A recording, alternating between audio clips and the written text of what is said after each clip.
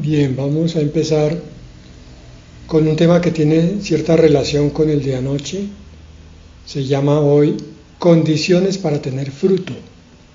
Estamos hablando de los últimos tiempos y estamos viendo que va a haber una escogencia de parte del Señor entre el grupo de creyentes globales, algunos que cumplen ciertas condiciones y otros que no. Una de esas condiciones es llevar o tener fruto. Ya vamos a ver el pasaje que lo sustenta y vamos a entender entonces qué significa eso. ¿Qué es llevar o tener fruto? En Juan 15, versículos 1 y 2, está una de las alusiones más claras y directas a lo que es llevar fruto.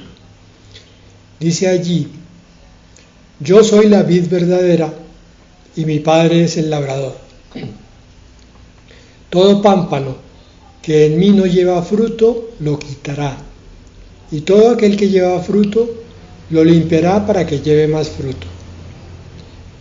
Esta enseñanza del Señor Jesucristo no podemos decir propiamente una parábola, pero está usando figuras para que entendamos nosotros qué es lo que el Señor quiere de su iglesia. Aquí hay tres protagonistas. El primero en orden es el Padre Celestial, que según la enseñanza del Señor Jesucristo es el labrador, o sea, el cuidador de la obra, el cuidador del plan para que se dé fruto. El segundo protagonista es la vid, que aquí es llamada verdadera, la única y exclusiva vid del plan de Dios, que parece entonces cuidada por el labrador para producir algo especial. La vid tiene como función producir al final de sus ramas lo que se llamaba antiguamente un pámpano, lo que nosotros conocemos como racimo, pero más exactamente como las ramitas finales donde se forma la uva. Por eso dice en el versículo 2, todo pámpano, o sea, esa formación ramificada donde se van a terminar formando las uvas, es el pámpano que termina produciendo el racimo. Dice: todo pámpano que en mí no lleva fruto, lo quitará. Y este es el punto que quiero yo poner en consideración y en importancia para iniciar. El plan de Dios es que haya bendición para todos. El plan de Dios es que nada sea hecho en vano, nada sea vacío, nada sea sin propósito. Entonces, si tú entiendes eso, descubrirás que por alguna razón estás en una congregación, por alguna razón tienes una Biblia en tu casa, por alguna razón el Señor requiere que tú leas esa palabra. No es para que seas un cristiano como mostraba el Señor en estos días, cristiano de escuelita, porque veo que esa imagen se ha quedado un poco así. El creyente, antes de conocer al Señor, estuvo en un colegio o en una escuela y probablemente en una universidad, y en todas las 2 o 3 partes pasó lo mismo. El asistente llegaba y se sentaba en un asiento, en un pupitre. Allí oía una clase. Salía de la clase y ya no se acordaba de lo que había leído. Y eso que le enseñaron no lo podía aplicar fácil ni complicadamente en la vida, porque muchas de esas cosas no servían para la vida práctica. Eso pareciera estar pasando en las iglesias hoy. El creyente asiste, se sienta en un pupitre, dije bien, una silla, oye a un profesor, que puede ser un predicador, un pastor, un profeta, y recibe una serie de enseñanzas que él considera suficientes de ser oídas por unos minutos y después se pueden olvidar. No hay necesidad de guardarlas. Esa es la razón y la explicación de por qué no se produce fruto en muchos creyentes. La otra razón es que los que están oyendo no sean verdaderos pámpanos, sino falsos. Entonces, por eso es que dice: todo aquel que lleva fruto lo limpiará para que lleve más fruto. O sea, el verdadero cristiano va a dar más y más fruto, y por eso es que recibe pruebas. Esa limpieza es la poda. Pero aquel otro que no lleva fruto no es un verdadero hijo de Dios, y entonces va a ser quitado. Ya sacamos una conclusión de este pasaje. ¿Yo estoy dando fruto o no? ¿Estoy dando fruto poco o mucho? Las pruebas que estoy pasando me están limpiando, entonces cada vez voy a dar más fruto. Y el fruto es otra palabra que aparece más adelante en Efesios, donde nos habla del fruto del Espíritu: el amor, el gozo, la paz, la paciencia, la benignidad, la bondad, la fe, la mansedumbre y el autodominio o templanza. Se nos va conformando el cuadro completo. El creyente que es cuidado por el labrador celestial y que está pegado a Cristo, unido a Él, sin apartarse ni un momento, es un pámpano que va a terminar por dar fruto casi que espontáneamente. En esta enseñanza el Señor nos dice que nos mantengamos, que permanezcamos en Él. Es el único componente que no cuadra con un viñedo, porque el pámpano no se puede retirar voluntariamente de la vid, pero nosotros sí. Por eso es una figura para que comprendamos las cosas espirituales. Nosotros sí, si no queremos, nos apartamos de la vid. Pero si no queremos y nos apartamos, no vamos a dar fruto. Ahora, el fruto es el reconocimiento de quiénes somos. En Mateo dice que por sus frutos los conoceréis. El que da fruto es el verdadero Hijo de Dios. Esa es también la parábola del trigo y la cizaña. La conclusión hasta aquí es que necesitamos comprender que nuestra vida cristiana es una vida de crecimiento constante a través de las pruebas, para que nuestra vida dé fruto, porque el fruto tiene una función importantísima dentro del plan de Dios, del plan del viñedo, y es que el fruto exprimido va a dar un líquido que calma la sed, y masticado sirve para calmar el hambre. Entonces, todo cristiano que da fruto está calmando la sed y el hambre del necesitado.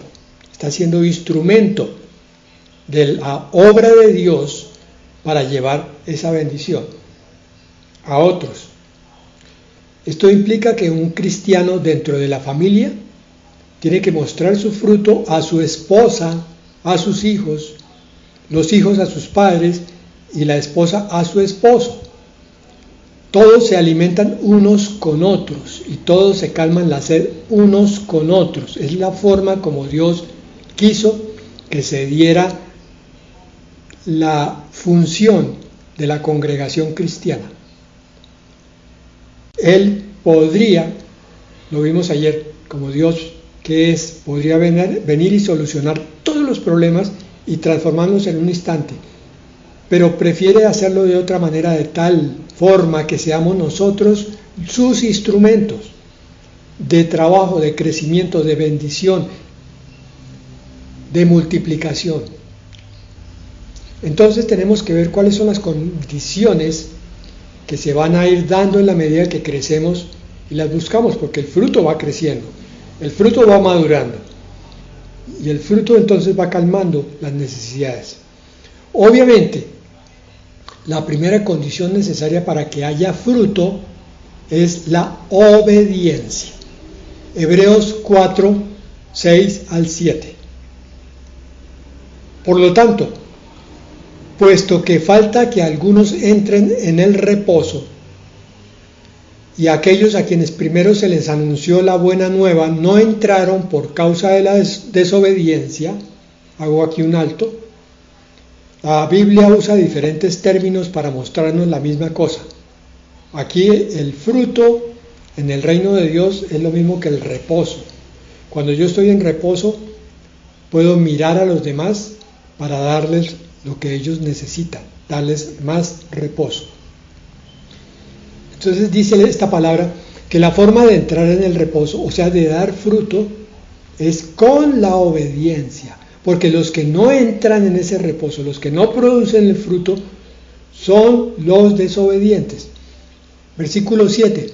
Dios otra vez determina un día, el hoy, por medio de David, quien dijo mucho tiempo después, y según el pasaje citado anteriormente, si oís hoy su voz, no endurezcáis vuestros corazones. El Señor está haciendo su obra y por esa razón nos está dando siempre la palabra que nos santifica, la palabra que es la que nos hace crecer y dar fruto. La obediencia, o sea, llevar esa palabra por obra, es el primer requisito para que haya fruto en nuestra vida. Si no tenemos fruto, debemos considerar si hay aspectos que están siendo desobedientes. Segunda condición, mantenerse en contacto con el agua de vida. En las parábolas de tipo agrícola, que eran las que el Señor usaba, Él usaba los elementos naturales para mostrarnos las cosas sobrenaturales. En el Salmo 1.3 dice, será como árbol plantado junto a corrientes de aguas, que da su fruto a su tiempo, y su hoja no cae, y todo lo que hace prosperará. Bueno, entonces aquí ya no es el pámpano, no es el sarmiento, ahora es el árbol, que está plantado junto a corrientes de agua. Arriba era el pámpano que estaba unido a la vid. El agua tiene que circular por entre la tierra y llegar hasta el árbol. En la vid, la savia es la que tiene que circular desde la mata principal hasta el sarmiento y el fruto para que crezca. Esa vid, esa agua, es el Espíritu Santo, es el poder de Dios obrando en las vidas. Y este árbol entonces de Salmo 1.3 dice, da su fruto en su tiempo. Otra vez, si estás unido a la vid verdadera, vas a dar el fruto como corresponde.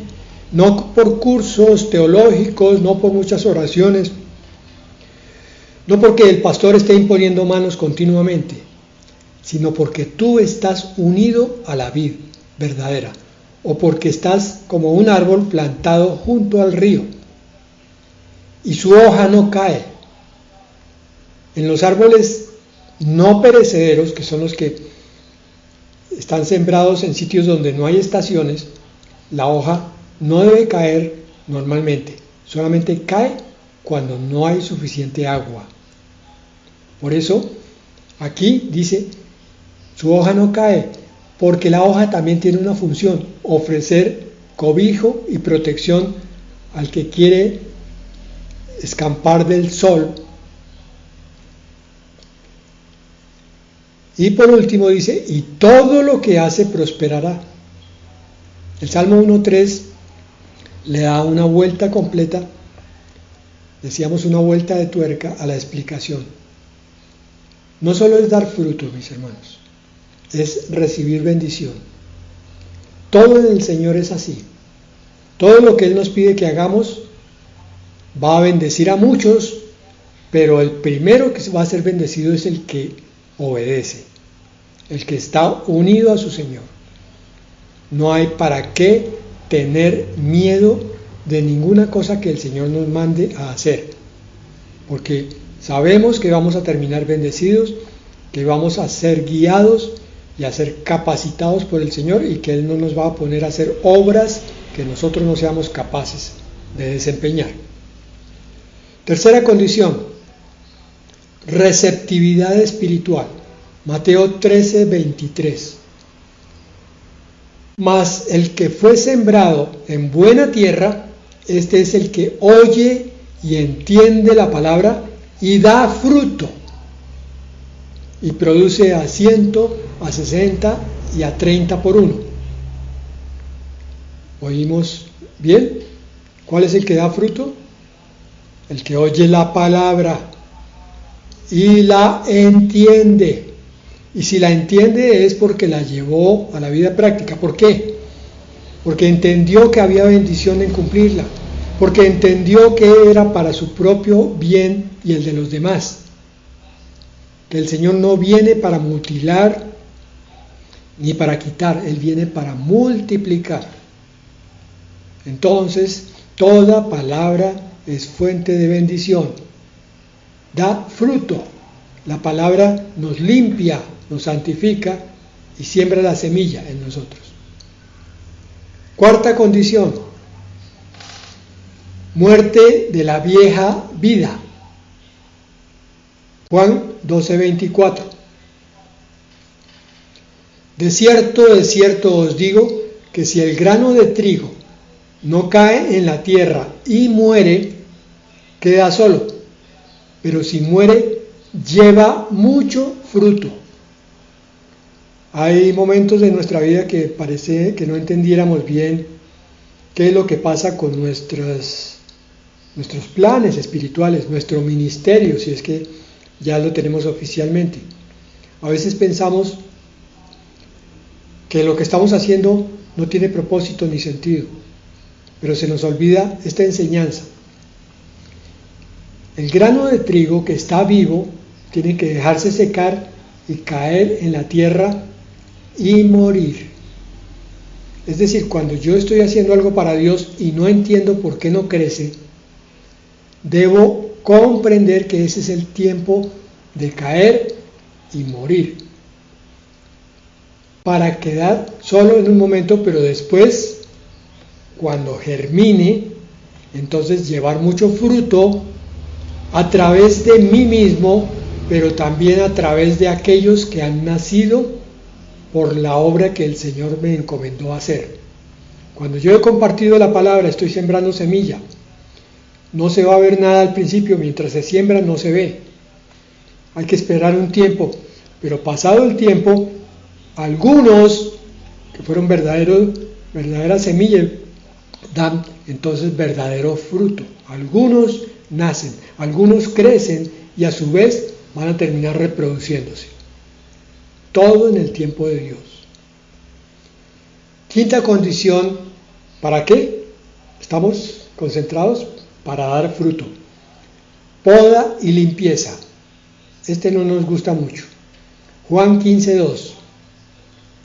Todo pámpano que en mí no lleva fruto lo quitará, y todo aquel que lleva fruto lo limpiará para que lleve más fruto. A todos aquellos que les gusta el jardín, jardinear un poquito, han visto cómo hay que necesariamente podar las maticas porque empiezan a crecer mucho y volverse un poco salvajes.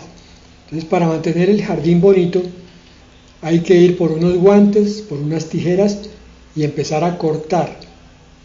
Pregunta: ¿la matica sufrirá de alguna forma por esa poda?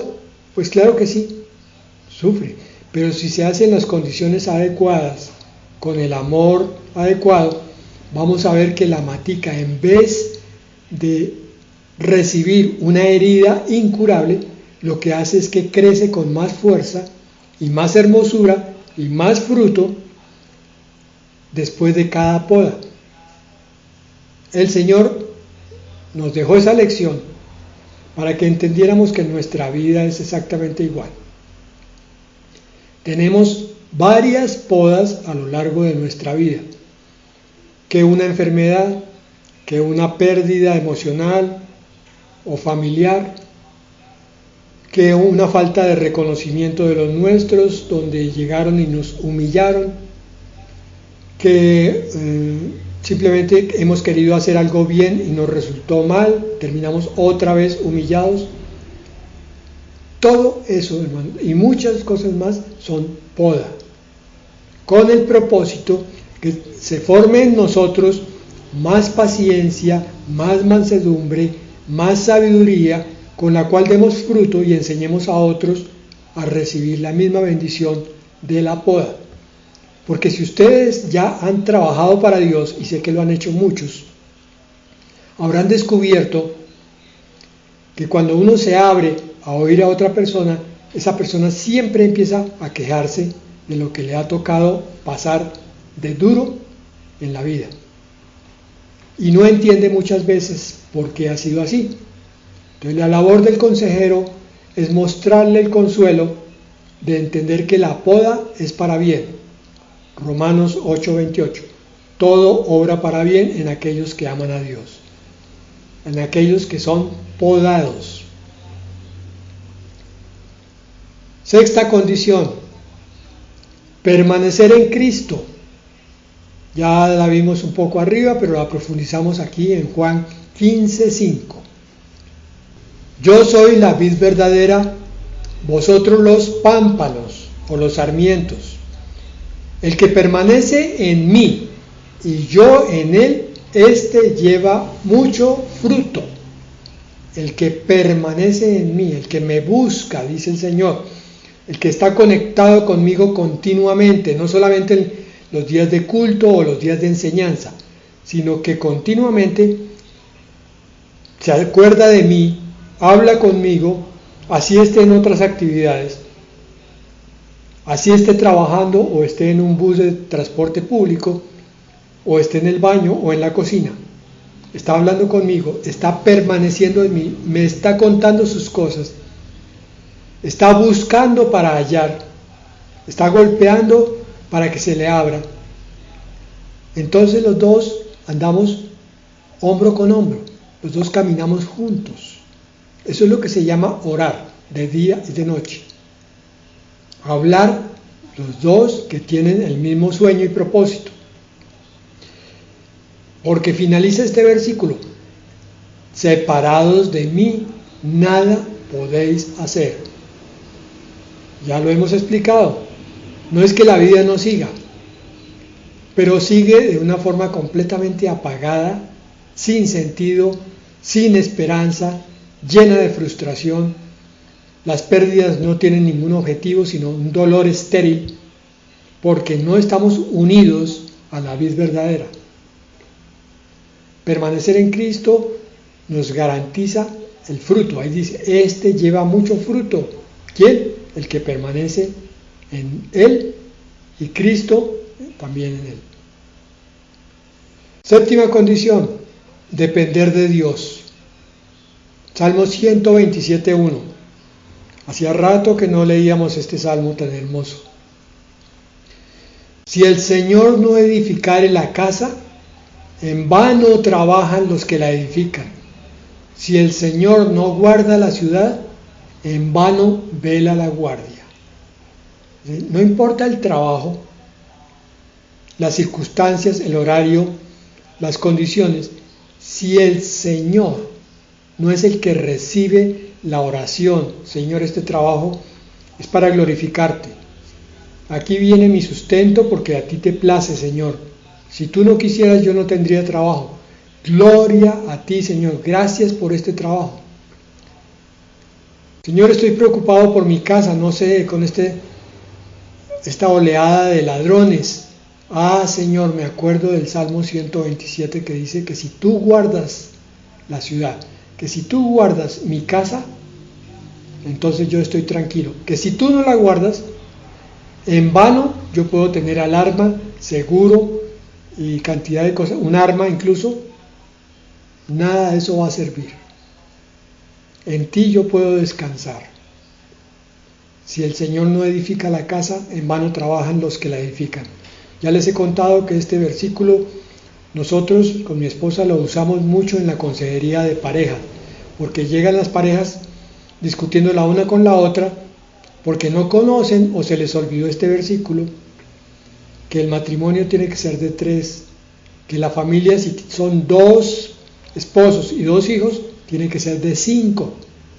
El Señor en el centro, edificando, haciendo crecer, bendiciendo, acompañando, para que el creyente dependa de Dios en todo y para todo. Aquí está la revelación. ¿Por qué dependo yo de Dios? Porque Él es el que edifica y Él es el que guarda. Octava condición, son 10. Reconocer la soberanía de Dios. También falla con alguna frecuencia esto. Jeremías 10:23. Conozco, oh Señor, que el hombre no es señor de su camino, ni del hombre que camina es el ordenar sus pasos. Por eso decía, se desconoce con alguna frecuencia este versículo. Pensamos que si somos dueños de nuestro camino, que yo puedo hacer los planes como a mí me parece, que yo puedo caminar por donde yo quiera. Otra cosa me dice la palabra, que es el Señor, el que invisible pero poderosamente va a tomar siempre que yo le entregue mi camino y mis pasos, y Él los bendice y los dirige. Novena condición, reconocer a Dios como proveedor de todo.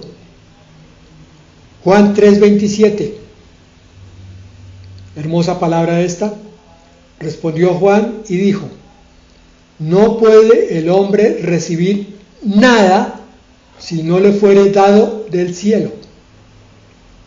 Todo proviene del cielo, todo. Hasta las cosas más burdamente materiales, hasta el celular donde estás conectado a este grupo, todo eso proviene de Dios. Él lo vio desde la eternidad, supo que íbamos a estar en una época de tecnología, y dijo, tantos que usan el celular para maldad y oscuridad, yo voy a hacer que unos cuantos lo usen para bendición, para conocer de mí. Y entonces el Señor abrió los cielos para que tú recibieras ese celular. Por eso, si necesitas cambiarlo, levanta tus ojos y pídeselo a Él, porque dice aquí, el hombre no puede recibir nada si no le fuere dado del cielo, dado de Dios. Gracias, Señor, porque todo proviene de ti. Décima condición, la última. Reconocer a Dios como el dador de talentos. Cuando digo que es la última, no estoy diciendo que estas son todas. Son unas cuantas de muchísimas condiciones para que haya fruto. Afortunadamente el Señor no nos pone con métodos, decir, bueno, usted tiene que cumplir con estos 10 puntos para empezar a dar fruto. No, esto es más bien un ejercicio de entendimiento, de que sepamos que la vida espiritual, a la vez que es muy sencilla, es bien compleja. Son muchos los componentes que entran en la vida que el Señor nos da. Y conocerlos todos requiere juicio de nuestra parte, requiere leer la palabra con dedicación para que podamos bendecir a Dios por todas estas cosas. Vimos a Dios como proveedor de todo y aquí vamos a analizar un poquito un aspecto de eso, que es reconocer a Dios como dador de talentos. ¿Por qué? Porque es que a veces tenemos la tendencia a enorgullecernos de cosas que creemos que de alguna manera son nuestras o que nosotros las conseguimos. ¡Ay, qué nariz tan bonita que tienes! Entonces salgo orgulloso, inflado, la próxima vez por la calle mostrando mi nariz para todas partes, en vez de haber dicho, gracias Señor, me diste una nariz bonita.